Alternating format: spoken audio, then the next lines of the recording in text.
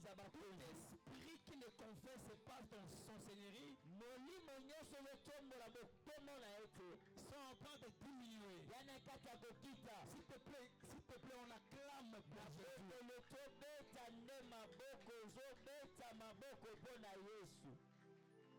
Jésus, je t'élève ce soir au nom de Jésus.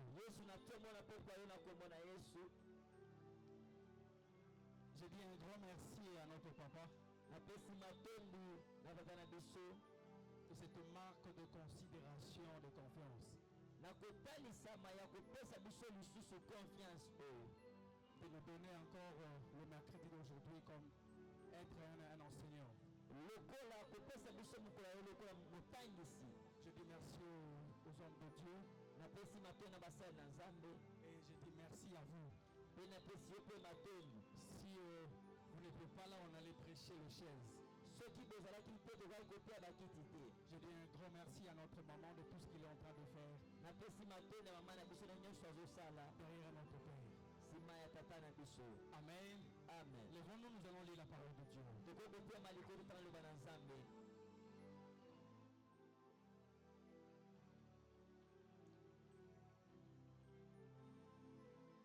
Nous allons lire deux versets. Ephésiens chapitre 4. Ephésiens chapitre 4. Le verset 1er. Verset 1er. Qui peut nous aider à lire ici.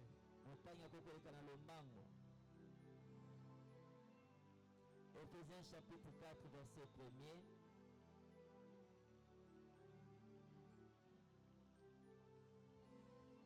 Je vais lire au nom de Jésus.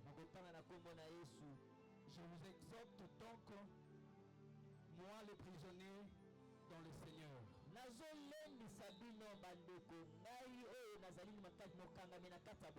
à marcher digne manière digne de la vocation qui vous a été adressée.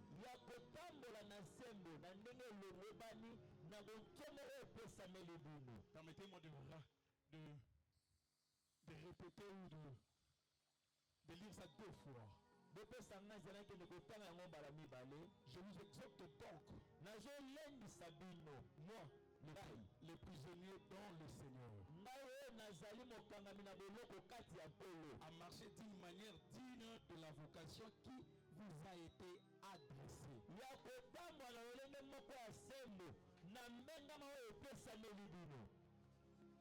On va prendre Ésaïe chapitre 8, le verset 13 à 14. Ésaïe chapitre 8, le verset 13 à 14. Ésaïe chapitre 8, 13 à 14. C'est l'Éternel des armées que vous devez sanctifier. C'est lui qui vous devez craindre et redouter. Il sera un sanctuaire. Très bien. Mais aussi une pierre d'achoppement. Une pierre d'achoppement, voilà. Un rocher de scandale pour les deux maisons d'Israël. Un filet et un piège pour les habitants de Jérusalem. Est-ce qu'on peut acclamer pour la parole de Dieu? Je vais prendre 35 minutes. Et après je vais laisser le temps à papa, il va prier pour nous. Un enseignement qui est dur, mais je suis courageux pour l'enseigner aujourd'hui. En tant que berger de cette église, fils de cette église, je suis à l'obligation de prêtre le brebis selon la vision de notre papa. Nous sommes d'accord? Mon thème de ce soir est la vocation ou le ministère. ezali mbengama to lotomo. Le ministère et ses nombreux pièges. Lotomo na bamekalo nango ebele. La vocation et ses nombreux pièges. Kobengama pe na keneko na bamekalo nango ebele. À l'église, nous allons parler du ministère de la vocation. En dehors de l'église, nous allons parler de la vie et ses nombreux pièges.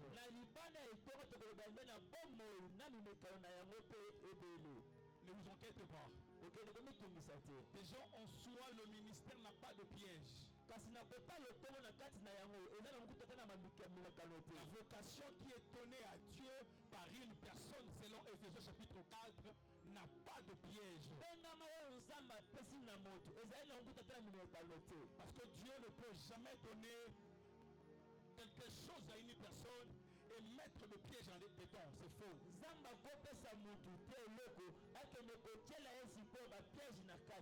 tout ce qui vient de Dieu a la nature de Dieu. Dieu est saint. Et ce qui sort de Dieu est saint. Mais pourquoi je parle de piège dans la vocation de Dieu? Le piège vient quand? C'est par rapport à nos comportements, à nos attitudes qui sont incompatibles à la vocation de ce que Dieu nous a donné.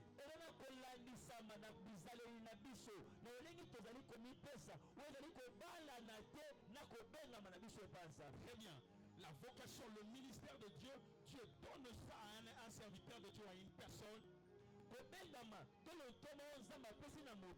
Ça reste pur et ça reste saint. Mais ce ministère commence à être un piège quand le serviteur ou des gens qui entourent cette vocation commencent à produire des attitudes qui ne sont pas, qui sont incompatibles à la vocation de l'Éternel. C'est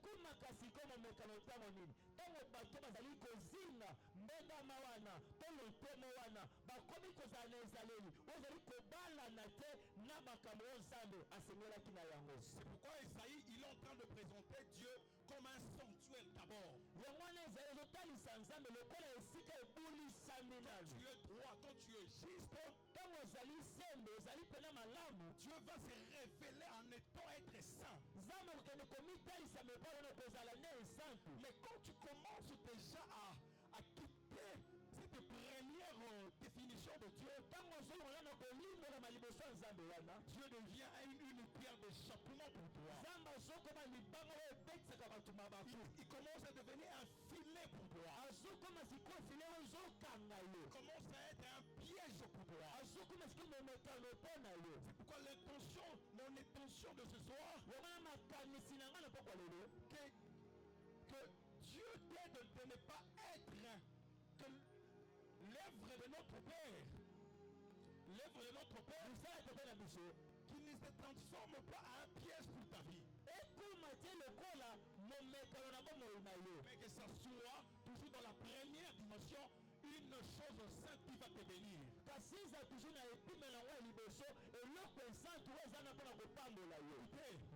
chaque fois, Dieu donne une personne une chose.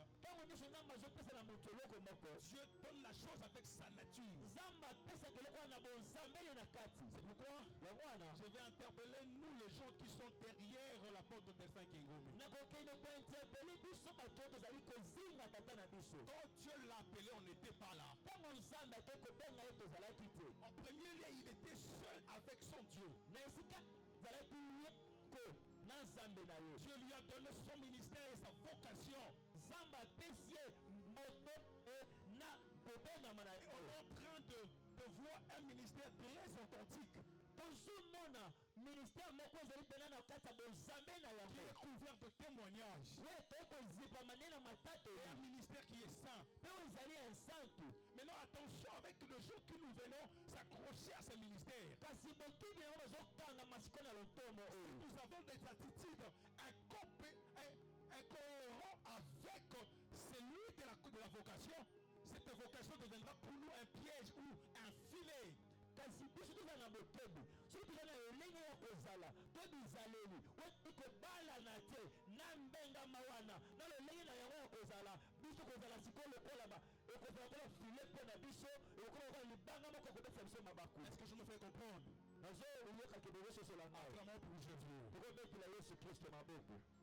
Mon intention, makanisi na nga l'appel ou la vision de notre papa ezali mbengama to emoso ekuta na biso reste pour nous une bénédiction. etikala mpe na biso lipamboli. Notre père a une vision qui guérit de maladies, tata na biso na emoso ebikisaka a badoli une vocation qui bénit les gens, aza na mbenge ozopambola bato une vocation qui prend le chômeur aux travailleurs, ezoka bato bazangi misala ekomisa bato ya une misala vocation du célibat au mariage. eza bato bazali bamenzema komisa bato ya libala Les gens qui sont dans l'emprise de diable délivrés. bato bazaki kokanga maboko satana bake La kokangolama vocation est sainte et pure et authentique. kasi kobengama wana ezali nde esante mpe mbeto Mais kasi ça devient un piège ezokoma omekasi si nous ne sommes pas compatibles à cette soki vocation. tokoki kobalana na yango te Après acclamer pour Jésus. tokobetela yesu kristo maboko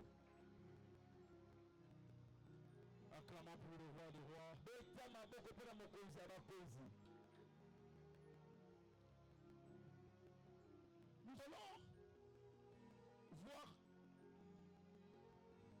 quelques catégories de personnes tokotala lolenge moko ya bato à qui leur attitude est incompatible avec la vocation du visionnaire. ezaleli na bango ezali kobalana te na kobengama ya moto aza na emoniselo. Et ces gens-là bato wana viennent pour détruire, bayaki nde mpona kopanza viennent pour séparer la vocation de l'homme de Dieu. bayaka mpona kokabola mbengama ya mosali na nzambe. Nous allons lire la Bible. tokotanga bibilia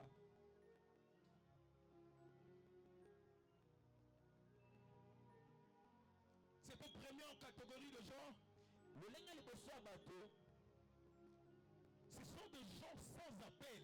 eza bato baza na kobengama te na kati na bango. Les gens que Dieu ne les a pas appelés. bato nzambe abengi te. Les gens que Dieu n'a pas voulu qu'ils soient tout autour de l'homme de Dieu. bato oyo nzambe alinga te bazala nzingazinga mosali na nzambe. Ce sont les gens infiltrés dans la vocation de l'homme de Dieu. ezali bato bakoti nde na kati ya kobatama na kati ya mbengama mosali na Et leur nzambe. but, mpe ntina na bango c'est pour déséquilibrer le ministère de Dieu. eza mpona kozangisa stabilité na kati ya lotoma. Acte chapitre 16, acte mokanda misala bantoma verset 18. 16, 16, 18. 16 16 18. Quelqu'un peut nous lire? moto akotangela biso na lombango.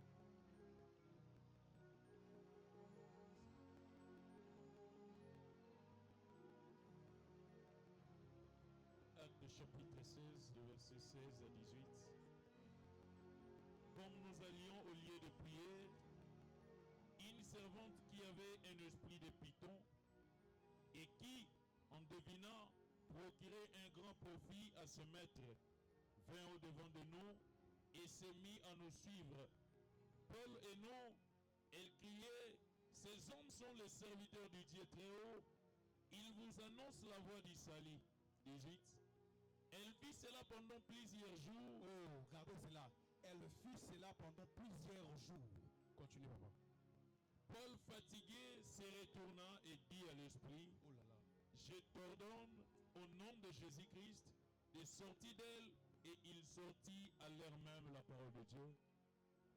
Est-ce qu'on peut acclamer pour la parole de Dieu? tokobetela bana nzambe maboko. Ne vous inquiétez pas, je ne serai pas long.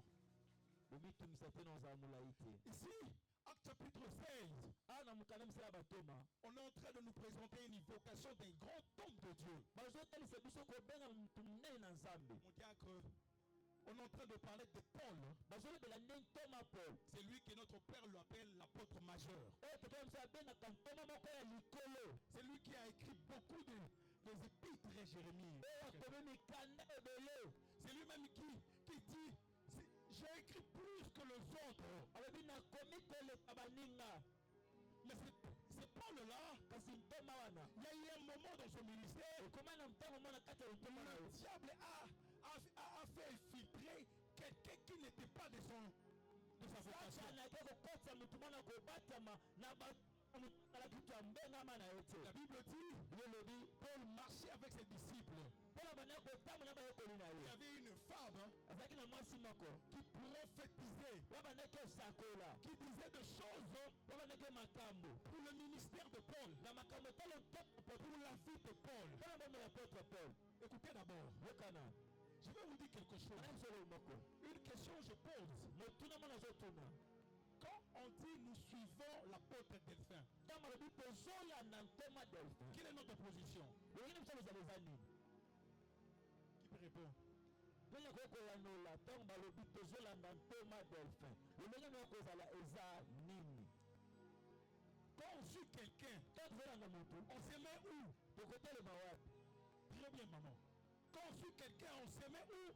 na nsima na yo Mais la Bible dit, biblia elobi la femme, kasi mwasi elle oyo se mettait devant, abande kotema il liboso sentait Paul mpona kotalisa aux se habitants. na bato ya moka Quand on suit un leader, ntango azolanda on n'est pas mokano devant. baza liboso te Même si ce que la femme disait était vrai, aka mwasi abandeki eza solo mais sa manière de faire son ministère de Paul était déjà incorrecte. kasi lino okosala makambo na kati ya lotoma mpo topele obande kobalana te Lui qui est leader, yo ozali il mokonzi doit être devant. ezala liboso Nous, les gens qui le suivent, ntango tozolanda yo nous devons être derrière. eza na nsima na yo Écoutez, yoka la Bible dit, elobi il faisait ces choses-là abandesa makambo wana pendant très longtemps. na ntango moko molai na mikolo ebele na bambula ebele Je suis en train de parler à un apôtre, balobi ya mosako mpema moko lui qui a parlé des esprits de discernement. yo alobaki makambo tele milimo bokesenisi C'est lui qui a parlé de fruits et le don de l'esprit. yo alobaki makambo etali mbuma mpe misala ya Maintenant, je me pose la question. moto moto ya motuna Pendant ces très longtemps-là, pana ntango wana molai Paul n'avait pas vu que cette femme avait le bouton en elle toma mpo yamaki te ke mwa moso azalaki na nyoka moko kati na ye pour qu'il laisse exercer son ministère dans le ministère de Paul. po akende kotika asala misala na kati ya mosala otoma Paul. Laisse-moi vous dire, Wana yebisa yo toi qui es infiltré dans cette église, yo moto oza infiltre na kati ya otoma Dieu te dit ce soir, lelo il est temps maintenant ekomi ntango sikoyo livré ya kobimisa yo mpe ya se sépare. kokende kokabwana Le problème, ce n'est pas likambo eza te quand on t'identifie, tokende yo mais le problème, likambo que tu arrives à la fin de ta mission, ezali okokisa mokano na yo on réprimande, okangela yo tu sois chassé. ozala kobenganama Quelqu'un pouvait dire, mokoloba Paul qui a fait l'esprit de discernement, okokesanisa comment il a pu laisser cette femme exercer son ministère? lolenge natikaki mwasi otalo molai kende kosala misala na kati ya mosala na ye C'est quoi son ministère? otoma na ezalaki C'était pour présenter le ministère de Paul Théor. ezalaki mpona kotalisa oyo toma mpona ezalaki na libanda Qu'est-ce qu'il disait? abandaloba nini Voici cet homme, otala moto c'est oyo un homme de Dieu. eza mosala na Il nzambe prêche bien. azotala C'est malamu l'envoyé de Dieu. aza motinami ya nzambe Est-ce que c'est que la femme disait était vrai ou faux? oyo bandaki oyo ezalaki eso oyo twa lokota Répondez-moi. Vrai ou faux? ezalaki eso oyo twa lokota Donc, ndenge loba un esprit mauvais molimo moko ya mabe parlait de la vérité. okoloba mpe makambo ya solo Je ne suis pas contre notre doctrine. naza te na kobebisa moboko na J'assume biso notre doctrine. nazondima moboko na Mais biso nous sommes ici c'est la vérité. awa tokenda nde komisokisa na Mais je bosolo déclare au nom de Jésus tokosama na yesu dans CSC, na kati ya selo que la vérité qui vient de Jésus, okoutaka na bosolo euti epa pas la nzambe vérité qui vient du diable. na bosolo euti epa satana Je refuse de vérité qui sépare. azoba bosolo Je ezokabola refuse de vérité qui donne le embrièvement de la azoba bosolo na kati ya kopesa mbulu Je refuse de vérité qui détruit. azoba bosolo eza C'est la kopasa vérité du Saint-Esprit. alingi nde bosolo ya molimo santu ezopesa kina ezopesa kobonga La femme disait vrai. mwasi abonaloba makambo ya solo Attention, hein. keba Attention. keba Toi qui es, nous qui avons toujours l'audacité de parler du bon de notre Père. biso batokenda toujours koloma malamu ya tata Est-ce que nous sommes habilités à dire ces choses-là? kasi ya solo mpena topesa miza ya kolobela makambo wana Quand j'écrivais, quand je méditais mon enseignement d'aujourd'hui, tala bande kotanga nazokende kotala makambo ya leta lelo qui passe dans mon thème. Je dis, la commune qu'on parle là, mon 7 fois avant d'annexer même mon doigt à notre papa. Je commence maintenant. Na mitali na loba na lobi avanga na loba na mituna comme na bimisa o ekozala malamu na loba to na loba te. Écoutez-moi, boka moningami, même si l'Éternel ata konkolo avait permis apesaki nzela que Paul très longtemps qu'il laisse le ministère de cette femme évoluer auprès de lui, nzamba tike tontoma mpola atika mwana mwasi oyo na misani ya mabe akeli na cela wana n'avait pas liboso donné l'autorité à Timothée de réprimander Paul. epesaka makasi na timote akende koyebisa paul koloba boyo te Non, te Timothée ne pouvait pas jamais dire à Paul, okakomona paul te comment toi tu as laissé cette femme loleni otiki mwasi oyo avec le piton en nous, oyo azalaki na pito et vrai avec nous 3 ans, 4 azotambola ans, 7 biso ans. ake kobika biso ta molai L'homme de Dieu, mosali na un nzambe père spirituel, tata n'a jamais de défaut. azalaka na badefo te Son défaut defo na ye reste avec son Dieu. tikango na nzambe na ye Je n'ai jamais vu nana mona te Timothée réprimander Paul. motakengela paul Comment toi tu nous as laissé dans l'erreur? Non, otiki biso te c'est faux. eza mabe Le jour Myriam mokolo miriam et son frère, na ndeko na ye ça wana bapani réprimandé. otakela moïse Tu les as frappés. babetaki bango Laissez les erreurs au l'homme de Dieu à son tika Dieu. bayeba kosala nzambe na nzambe abenga ye makambo ezosala nzambe nde atala yango tomoni na hotel Les erreurs de l'homme de Dieu, laisse bapesa ça avec mosali na son Dieu. nzambe tikango na nzambe ye moko moto abenga ye asilana na ye Écoutez, hein. Parfois, ntango mosusu la politesse kozala mwana moko alumiemia peut être un fruit d'esprit et ne peut pas aussi être un fruit d'esprit. ekoki kozala mpe mbuma ya misala molimo mpe eza mpe misala malimo te mpo kinde toza na kati Très bien. Je répète, la politesse botosi lumiemia peut être un fruit d'esprit, ekozala mbuma molimo mais ne peut pas aussi être un fruit d'esprit. ekozala mpe misala molimo te mpo kindeko eza nde na kati Ado, quand il s'agit ntango ezali de sauver l'œuvre de Dieu, ya kobisa mosala na nzambe quand il s'agit ntango esali de parler de bien de ton père ya spirituel, kolobela malamu ya tata na ye il faut être impoli. Sois là. Sois là. ate esengi ozala mwana moko oza impoli sala yango mpona Je vais vous kodefendre donner- misala ya Je vais tata parler de la Bible. nakolobela mpe boye David, david il arrive dans le champ de bataille. akomi na kati ya esika ya bitumba Il parle aux gens. azobela na bato Qu'est-ce qu'on va faire à la personne qui va faire tomber Goliath? nini tokosala na moto akokwesa goliath On lui répond. bazonela On ye lui dit, bayebisi ye c'est lui qui fera tomber Goliath. tokokwesa Il goliath donnera l'argent et la fille du roi. bakopesa ye mbongo na mwana mokonzi Directement, mbala moko Eliab, son frère, eliabi ndeko na ye son aîné, lui qui avait l'autorité sur David, ye azalaki na bokonzi il dit, likolo David, david tais-toi. alobi Je connais ta malice. nayebi makambo na yo Tu as laissé ton pour là-bas. otiki bampate kuna Je te dis, nayebisi yo tais-toi. kanga Rentre. zonga Quelqu'un poli va faire quoi? moto ya botosa aloba nini Répondez-moi. yaya si alobi nazonga na ngai na kati ya bilanga na batela bampate Quelqu'un poli va faire quoi? akotosa makambo kulutu alobi Mais David, persévérant, ake il voyait kolenga la vision de Dieu. abandaki mona misala ya nzambe azomona Il ngwende était poli devant son akome mpoli liboso ya ye na ye pour conserver la vision de Dieu mpona en lui. kobatela sikoyo emonisela nzambe kati na ye Je vous demande de ne pas être impoli, nazosenga otala ozala impoli mais parfois être impoli pour préserver la vision de Dieu. basina biso kokoma impoli mpona kobatela emonisela Quand nzambe tu vois une personne, ntango ozomona motu pour lui, mpona ye il se croit dire la vérité, ozomona ozomba bosolo c'est aussi la vérité. yesu eza mpe bosolo Cette vérité-là, kasi bosolo il wana est inspiré du piton. ekokotina ade na nyoka wazwa koya fo kotelemela ye kotelemela kobebisa misala wana Je lis la Bible. natangi bibilia Je suis au pied de mon papa. naona nsamba Je kolatata n'ai jamais vu une vérité qui sépare. namona nanu te bosolo ezokambola te Laissez-moi dire ce que je suis en train de dire. botanga nalobo nazoloba Jamais. nanu te oui ya La solo vérité blesse, bosolo ekenda nde mais kosala ça pasi reconstitue la paix. kasi ekenda kozongisa nde kimia Une vérité qui sépare bosolo ezokambola vient du diable. wana euti epa satana Est-ce qu'on peut acclamer pour Jésus? tokobeta moko mpo na yesu Acclamons pour le roi des rois. beta moko mpo na mokonzi ya bakonzi Oh, j'aime ce que je crie. nasepela o nakomi Qu'est-ce qui s'est passé dans la tête de cette femme? nini eleki na moto ya mwasi oyo Elle profitait à la réputation de Paul abandaki nde kozwa nde sikoyo bénéfice na réputation ya Paul pour exercer son ministère diabolique. mpona kozala misala ya bundoki wana Nous sikoyo aussi parfois biso mpe toujours batama na nsima ya bolambo ya tata on se tâche pour exercer le ministère diabolique dans son ministère. mpona kosala misala ya bundoki na kati ya misala na ye Il sait qu'il ne va pas parler, azika koloba te il va nous laisser dire, akotika biso il loba va nous laisser faire. akotika biso Et on sasala te dit, mais profite avec. Je ne peux pas parler de lâcheté, le plan n'a jamais été lâche.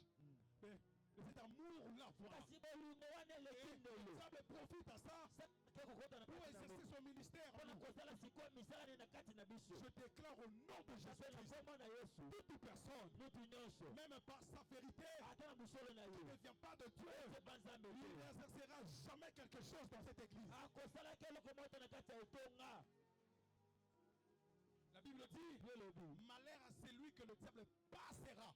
mawa na moto masata na koleka epa na ye On n'a pas dit malheur aux gens, dit la personne que le diable va habiter. Mais balobi teke passera. kasi mawa ekota na kati ya bato oyo satana kovanda te na oyo satana kolekela Je vais ouvrir une parenthèse, je vais fermer rapidement. nafongola mwa eteni mona akango kala te Vous savez pourquoi oyi mpona nini que le diable avait laissé la femme de Job? satana akenda kotika mwasi ya job Vous nani savez, akoyeba mpona nini satana atika mwasi ya job azala na bomoi le diable a pris l'argent, azwi mbongo il a pris les enfants, azwi bana il a pris la santé, azwi sante il a tout pris azwi nyonso pour laisser seulement la femme de Job. atikeli eka molongani na ye Maman Sandra, tu le sais? okoki koyanola Écoutez, la femme de Job, mwasi ya job elle était azalaki un envoyé du diable. azalaki nde motindami ya Je satana veux le prouver. nazondimisa yango Quand le diable parlait avec Dieu, ntango satana azoba na nzambe la femme de Job n'était pas là.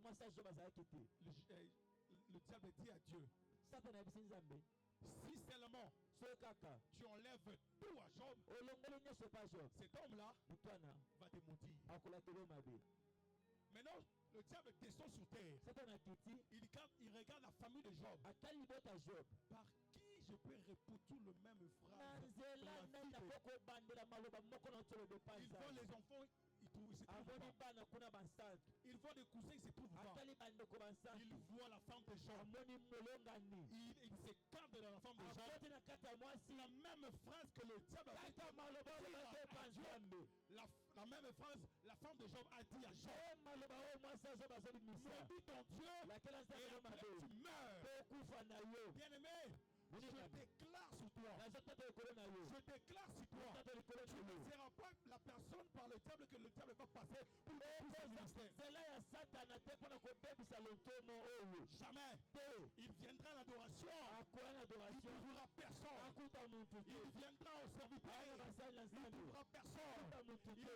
Il partira dans la foule. akota na kati ya Il ne bato trouvera akona personne. mutu Car te la Bible dit, biblia elobi Jésus a dit à ses disciples, yesu esokoli na le yo prince de ce monde prince ya mokili qui oyo est venu en moi, ayepa na il nga ne s'est pas retrouvé. amimoni te kati na nga akuti eloko na ata moko te amoni elema ata moko te amoni ata piste moko te akokotela kati na nga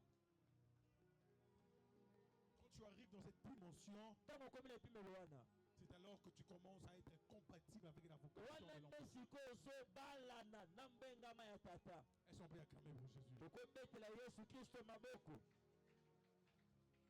Ah.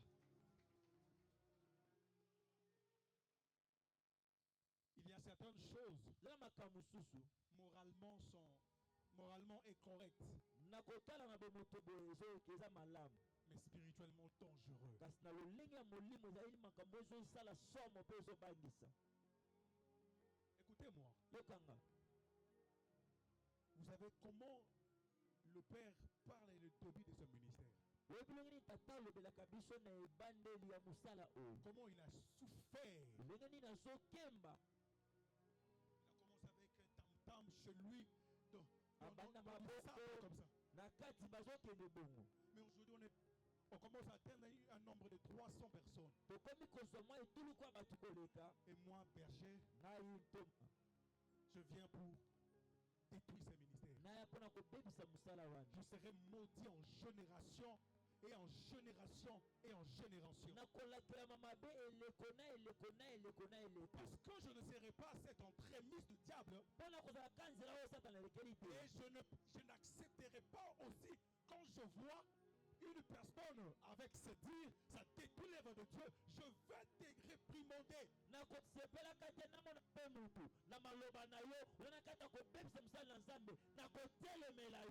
tu es en train de changer un sanctuaire en un piège. Je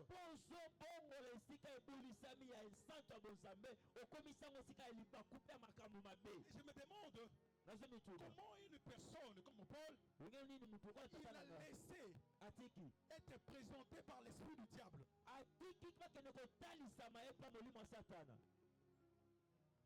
Un apôtre majeur, lui qui avait l'esprit de Dieu, mais très longtemps, il a laissé une personne qui avait le python en lui pour présenter son ministère.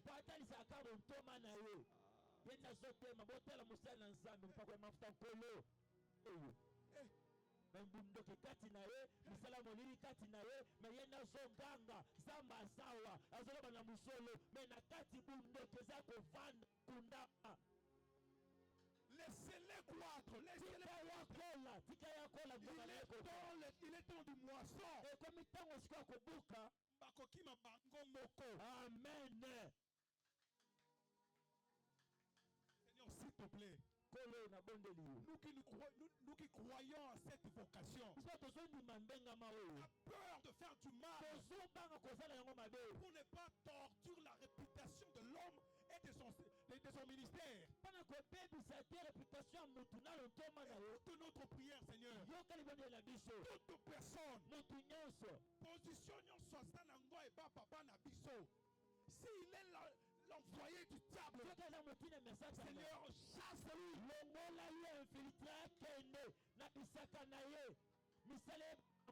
Attention avec le ministère. Moi, je sais un jour, c'est mon serviteur comme ça. Papa a dit, je n'ai que $100. Là même avant que la sœur Sandre assise à classe. Il dit, je donne ces $100. C'était pour acheter quelque chose qu'on était là-bas. Mais il nous dit, je dois aussi s'occuper de ma famille. Je prends ces $100 où je le donne. C'était pour l'achat partiel. Dieu s'occupera de ma famille. Vous voyez, il est le visionnaire d'une vocation. Il pose des actes compatibles à sa vocation. Parce qu'il sait sa vocation, tout ça vient. Maintenant, nous qui ne maîtrisons pas les aléas de sa vocation, nous faisons de n'importe quoi. Que la puissance de Dieu revienne. Il le frappe toute personne. Une église qui joue avec ses sanctuaires.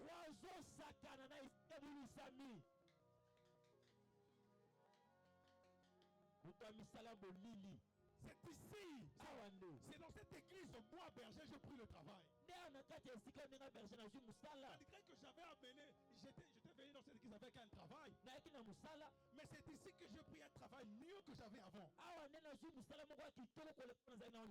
C'est ici, j'ai trouvé une mère qui prend la place de ma mère biologique. Et vous voulez que je me tais devant une personne qui fait détruire le ministère de Dieu? Mon intérêt, ce n'est pas le physique. Mon intérêt, c'est le spirituel. Un secret, je vous donne. Le jour, Dieu me dira que l'apôtre Delphin n'a plus Dieu, n'a Kimi. Moi, c'est moi.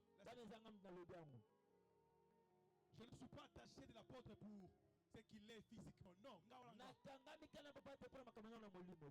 assez déjà de gens comme ça, comme lui. Pour des relations, moi j'en ai. J'en ai des relations graves même. Mais ce qui m'attache en lui, c'est sa vocation. Et je suis là comme un sentinelle pour surveiller sa vocation. Avant ton fils. lokola mwana.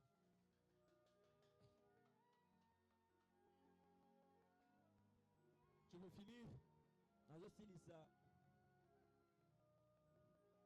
par ici. na awa.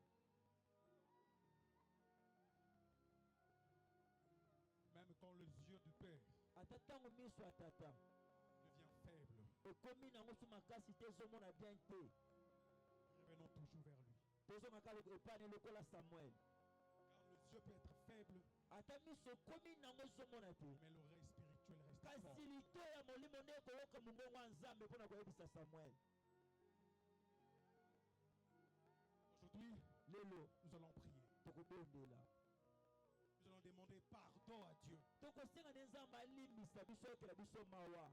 À chaque fois, on a monté du doigt au Père. Na ntango nyonso tokotalisa papa mosapi tozosakana na ye. C'est à cause de tout, à cause de tout. Mpo na yo mpo na yo papa nde tokomi wana. Tosakana esika ebulisami. On transforme un sanctuaire en piège. Tozobongola esika eza kobulisama ya bopeto ya bonzambe Pourquoi ekomi esika libaku. on fera 100 ans ici, ta vie ne changera pas. Yango komona owumeli okangami me bokauki ezolata yo kopele liboso te ezolata yo mabe nyonso ezaka lokola yo komi neti ndoki mobo. Lève-toi, on va prier. Tobondela Je n'ai que 2 sujets. tozaka na basije mibale Acclamons pour la parole du Seigneur. tobeteli loba na Nzambe maboko makasi.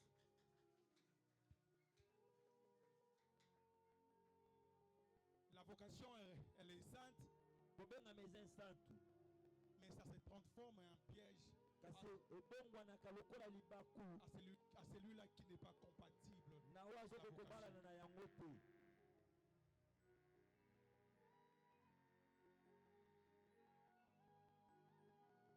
Je veux qu'on prie. Alingi ete tobondela. Nous allons dire à Dieu, Tokoyebisa Nzambe Seigneur, s'il te plaît, kolo na bondeli yo. on n'a qu'un seul Père dans cette église. Tozalaka na tata moko. Celui-là tu as mis toute ta vocation en lui. Oyo tie bobengami na yo nyonso kati na ye. Nous voulons prier pour lui. Tokobondela mpo na ye. Qu'est-ce qu'on va dire? Tokoloba nini? Que Dieu lui remplit de cet esprit de discernement qui était en Paul, enfin, pour réprimander les gens là qui ne sont pas compatibles à son ministère. Zamba tomse na molimo ya bokesanisa milimo na kati na yo ezaki na epepa apôtre Paul po akende kotelemela bato baza na milimo na pito kati na bango. Les gens qui sont là pour détruire sa vocation, Bato baza na mpona kobebisa kobengama na ye. il rendra compte lui-même, pas avec le berger, lui-même à la Dieu. Akokende kopesa compte ya misala oyo nyonso oyo asali ye moko na berger mpe na diacre te na paster moko te ye moko na Nzambe oyo abengaki ye. Je vais là où tu es, Alingi bisika ozwami tu lèves ta main otomboli maboko na yo dans la direction de notre Père. na loboko metala kote papa azali. Dis à Dieu, Yebisa Nzambe tu nous as donné un merveilleux Père, opesi biso papa moko ya malamu. un Père extraordinaire. Tata oyo oza malamu koleka Mais kasi nous voulons que tu le remplis encore davantage. nalingi totondisa ye lisusu koleka Parce que certaines personnes, po ete bato mosusu on a que son Dieu. tozalaka na Nzambe na ye. Commence à prier au nom de Jésus-Christ. banda kobondela na kombo na Yesu.